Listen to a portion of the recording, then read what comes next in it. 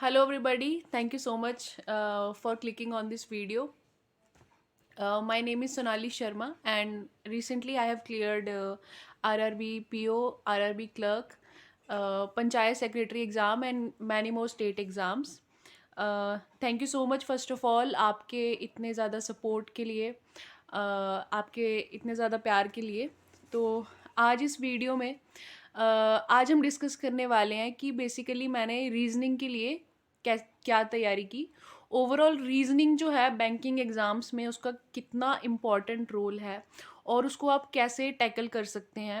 अगर आपको रीजनिंग आपकी बहुत स्ट्रांग हो जाए, कहने का मतलब है प्री में अगर आपके लगभग 40 आउट ऑफ 40 आना शुरू हो जाए उसमें, या मैक्सिमम 38, इससे कम नहीं आने चाहिए, तो रीजनिंग आपके लिए एक बहुत स्ट्रॉन्ग सेक्शन बन सकता है। तो ये सेक्शन आप कैसे अपना स्ट्रॉन्ग कर सकते हैं अगर आप बहुत बेसिक से स्टार्ट कर रहे हैं।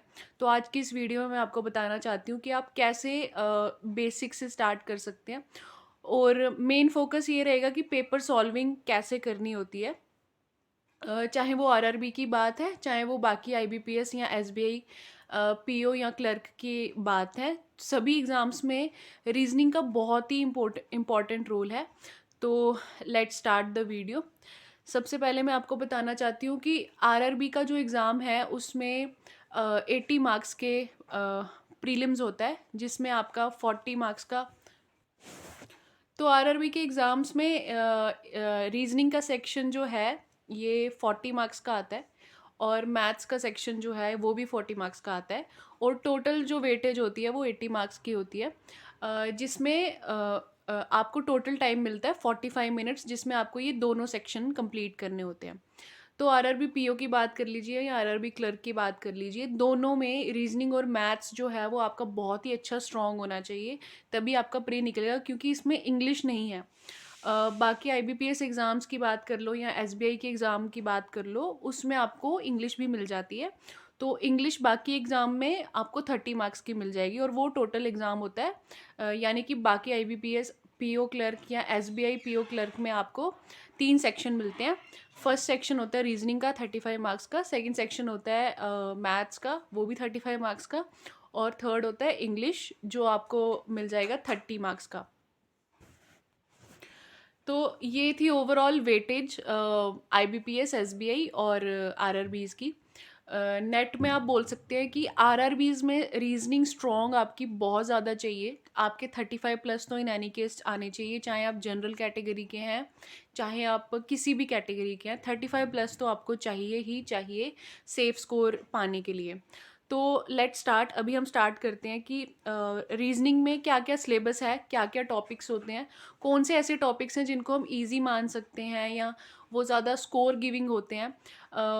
तो थोड़ा सा मैं अगर आपको टाइम ड्यूरेशन या टाइम डिवीजन की बात बताऊं कि टाइम डिवीजन कैसी होनी चाहिए पेपर अटेम्प्ट करते टाइम, तो जैसा कि मैंने आपको पहले बताया कि 40 क्वेश्चंस होते हैं रीजनिंग में, और आपको लगभग 20 मिनट्स में इनको ख़त्म करना है। तो एवरेज आप सोच लीजिए कि 1 मिनट में 2 क्वेश्चन आपके होने चाहिए, 30 सेकेंड्स में एक क्वेश्चन होना चाहिए। नेट में ये है। तो सबसे पहले तो आपको उन 30 सेकेंड्स में क्वेश्चन को पढ़ना भी है, उसको इंटरप्रेट करना है, सॉल्व भी करना है, और फिर उसके बाद सही आंसर भी उसका मार्क करना है। तो इसमें आपको एक्यूरेसी की तो ज़रूरत है ही है, एक्यूरेसी के साथ साथ आपको स्पीड की भी ज़रूरत है। बहुत बार ऐसा क्या होता है कि हम क्या करते हैं, स्पीड तो अपनी इम्प्रूव कर लेते हैं, स्पीड के चक्कर में कई बार एक्यूरेसी पे कॉम्प्रोमाइज़ हो जाता है। हो सकता है 40 में से 40 अटैम्प्ट आपका अच्छा हो गया हो, बट गलत इतने हो गए उस वजह से नेगेटिव मार्किंग हो जाती है, और नेगेटिव मार्किंग की वजह से आपके स्कोर कम चला जाए, मान लीजिए 32 33 चला जाए 40 अटैम्प्ट करने के बाद भी, तो वो नुकसान हो जाता है। तो आपने ये कोशिश करनी है कि एक्यूरेसी भी और स्पीड दोनों पे आपने रीजनिंग में काम करना है। रीजनिंग का इतना इंपॉर्टेंट पार्ट है, अगर आपका मैथ्स उतना स्ट्रॉन्ग नहीं है तो आप रीजनिंग अपनी 40 ऑफ 40 जितनी स्ट्रॉन्ग कर लीजिए, जिससे कि आपका मैथ्स की जो वीकनेस है वो कंपनसेट हो जाए। मैंने अपनी स्ट्रैटेजी में इसी चीज़ पे काम किया था कि मैथ्स मेरा उतना स्ट्रॉन्ग नहीं था, तो मैंने ये कोशिश की कि मेरी रीजनिंग में मैक्सिमम जितने क्वेश्चन मैं अपनी स्ट्रॉन्ग कर पाऊँ। और लास्ट में आते आते ऐसा होने लगा था विद टाइम कि मेरे 40 में से 40 आना शुरू हो गए थे मॉक्स में। और मॉक्स के साथ साथ even question actual real exam में भी मेरे 38 39 इतना स्कोर आना शुरू हो गया था। तो वो एक पॉजिटिव चीज़ होती है रीजनिंग की, कि रीजनिंग ऐसा नहीं है कि बहुत लोग नहीं कर पाते। रीजनिंग ऐसा सब्जेक्ट है जो मेजॉरिटी का स्ट्रॉन्ग हो जाता है विद टाइम। तो आज मैं आपको वही बताऊंगी कि आप उस मेजॉरिटी में सबसे पहले तो कैसे आ सकते हैं। अगर आप ऑलरेडी उस मेजॉरिटी में हैं, कुछ एक कमी है, तो आप ये स्ट्रैटेजी सुन के उस चीज़ पे काम कर सकते हैं और 40 ऑफ 40 लाने का एम कीजिए, क्योंकि बहुत बच्चे 40 आउट ऑफ 40 रीजनिंग में लाते हैं। तो सबसे पहले मैं आपके साथ पहले सिलेबस की बात करूँगी, उसके बाद मैं आपको बताऊँगी कि कौन से ऐसे टॉपिक्स हैं जो ईज़ी होते हैं रिलेटिवली, जिन पे आपको बहुत अच्छा ग्रिप बनानी है उनका बेसिक पढ़ के, जिससे ऐसा हो जाए कि 2 मिनट में आपके 5 क्वेश्चन सॉल्व हो जाएँ, डेढ़ मिनट में। डेढ़ डेढ़ मिनट में भी आप 5 क्वेश्चन सॉल्व कर सकते हैं। तो वो ऐसे कौन से टॉपिक्स हैं वो मैं आपको अभी बताऊँगी। तो सबसे पहले हम ईज़ी टॉपिक्स की बात करते हैं, जो मतलब आपको मस्ट बेसिक्स उसके क्लियर होने चाहिए, साथ ही में उस पे एक बहुत अच्छी ग्रिप होनी चाहिए। अगर वो क्वेश्चंस आपके स्ट्रॉन्ग नहीं है तो वो बहुत टफ हो जाएगा रीजनिंग में नंबर लाना। तो वो तो ऐसा है कि वो सबको आता है, सबके लिए इजी है, वो सेक्शन जल्दी से अपना स्ट्रॉन्ग कीजिए। सबसे पहले हम बात करेंगे इनइक्वालिटी। मैं आपको साथ साथ में सोर्सेज भी बताऊंगी जो मैंने खुद रेफ़र किए थे स्ट्रॉन्ग करने के लिए इन टॉपिक्स को, तो आप वो फॉलो कर सकते हैं। इनइक्वालिटी एक ऐसा टॉपिक है जिसमें मतलब अगर आप एक बार आपने ग्रिप बना ली, बेसिक उसका क्लियर कर लिया, तो आप लगभग 1.5 से 2 मिनट में 5 क्वेश्चंस कर सकते हैं। और अगर इनइक्वालिटी का क्वेश्चन आपके शिफ्ट में आ जाए तो ऐसा माना जाता है कि इजी शिफ्ट आ गई, मतलब इनइक्वालिटी इजी क्वेश्चन में माना जाता है। तो ये क्वेश्चन टाइप में इनइक्वालिटी में क्या होता है कि आपको कुछ सिंबल्स दिए जाते हैं, greater than, less than, equal to, ये सब साइन दिए जाते हैं, और उस बेसिस पे एक पैटर्न आपको समझना होता है कि इनमें से क्या राइट है क्या रॉन्ग है। वो आप बैंकर्स पॉइंट की एक वीडियो है, बैंकर्स पॉइंट एक चैनल है यूट्यूब पे, आप सर्च कीजिए inequality in one video bankers point, आपको वो बहुत अच्छी वीडियो मिलेगी, एक वीडियो मिलेगी, उसको देखिए। ये टॉपिक आपका एक वीडियो देखते ही मतलब प्रिपेयर हो जाएगा, और कुछ फिर आपको सिर्फ प्रैक्टिस करने की ज़रूरत है और कुछ करने की ज़रूरत नहीं है। उसके बाद सेकंड नंबर पे आ गया सिलॉगिज्म। सिलॉगिज्म ऐसा टॉपिक है जो बहुत ही ज़्यादा स्कोर गिविंग है, इजी टॉपिक माना जाता है। इसमें आपको ऐसे कुछ स्टेटमेंट्स दी जाती हैं, जैसे सम एप्पल आर मैंगो, या some mangoes are tree, all mangoes are tree, इस तरीके के क्वेश्चंस दिए जाते हैं, और फिर आपको वेन डायग्राम बनानी होती है और ऑप्शंस दिए जाते हैं, और उनको राइट या रॉन्ग बताना होता है कि कौन सा इसमें से कंक्लूड कर रहा है। तो ये आपको क्वेश्चन सेम चैनल से आप ये टॉपिक देख सकते हैं, bankers point syllogism in one video. बहुत ही अच्छा टॉपिक है और इसमें बहुत सारे टाइप्स होते हैं, टाइप्स के क्वेश्चंस होते हैं। इसको आप एक बार समझ लीजिए, सिर्फ एक बार समझने का एफर्ट है, उसके बाद आपका ये टॉपिक बहुत ज़्यादा स्कोर गिविंग हो जाता है। फिर थर्ड आपका आ गया रैंकिंग। रैंकिंग बहुत इजी मानी जाती है।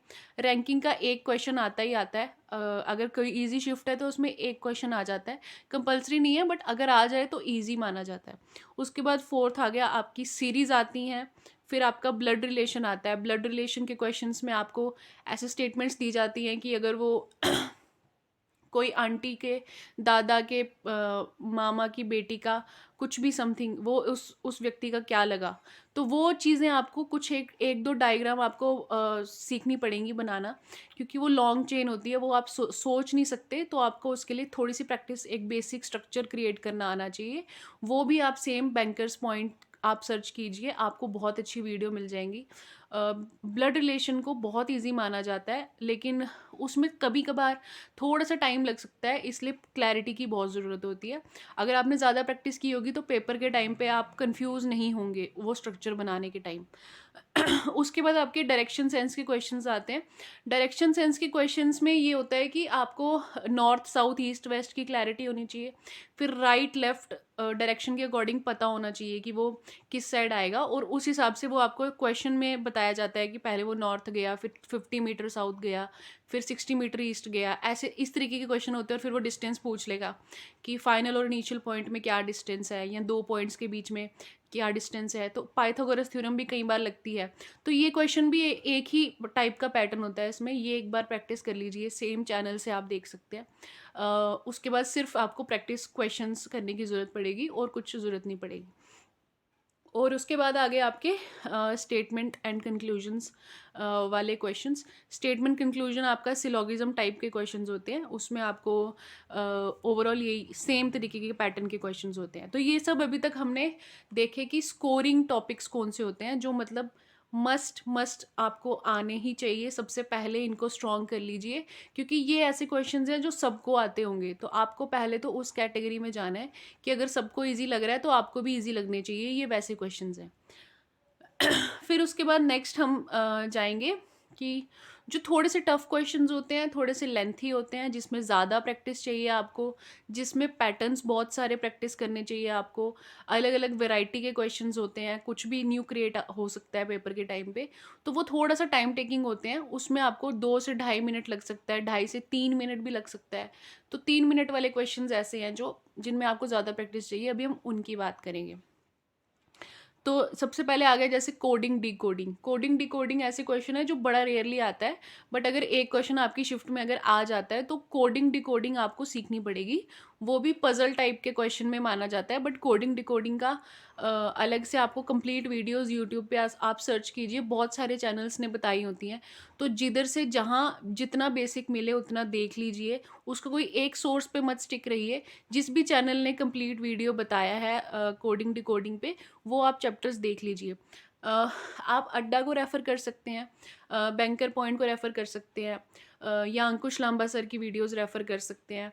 बहुत सारी टीचर्स ऐसे हैं जिनको शायद मैं नाम लूँगी तो कमी हो जाएगी, टाइम नहीं मिलेगा। बट कोडिंग डिकोडिंग का आपका जहाँ से जितने पैटर्न मिल सकें आप वो प्रैक्टिस करके जाइए। उसके बाद पज़ल्स, पज़ल्स बहुत इंपॉर्टेंट है। स्टार्टिंग में ऐसा होता है कि आपको पज़ल्स में जब आप अभी नया-नया प्रैक्टिस करना शुरू करेंगे, आपको पज़ल्स जो हैं इतना जल्दी नहीं आप सॉल्व कर पाएँगे। हो सकता है आपको आधा घंटा लग रहा है, 40 मिनट्स लग रहे हैं एक पज़ल को पहले समझ के सॉल्व करने में, और वो भी गारंटी नहीं है कि स्टार्टिंग में आपसे सही निकले। तो स्टार्टिंग में एम कीजिए कि कंसिस्टेंट रहिए, डिमोटिवेट मत फ़ील कीजिए। स्टार्टिंग में आप अलग अलग वीडियोस देखेंगे, जब अलग अलग टीचर्स को पज़ल सॉल्व करते हुए देखेंगे, पॉज़ कीजिए, उसके बाद खुद सॉल्व कीजिए, फिर देखिए उन्होंने कैसे सॉल्व किया।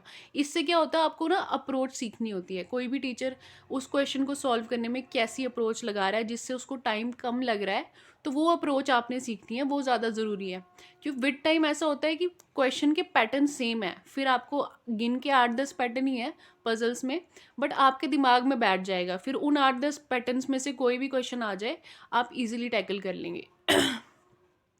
पहले आपने एक्यूरेसी पे ध्यान रखना है कि वो क्वेश्चन आप सॉल्व कर पाएँ। उसके बाद ये ध्यान रखना है, फिर ये एम करना है कि वो कितनी जल्दी आप कर पा रहे हैं।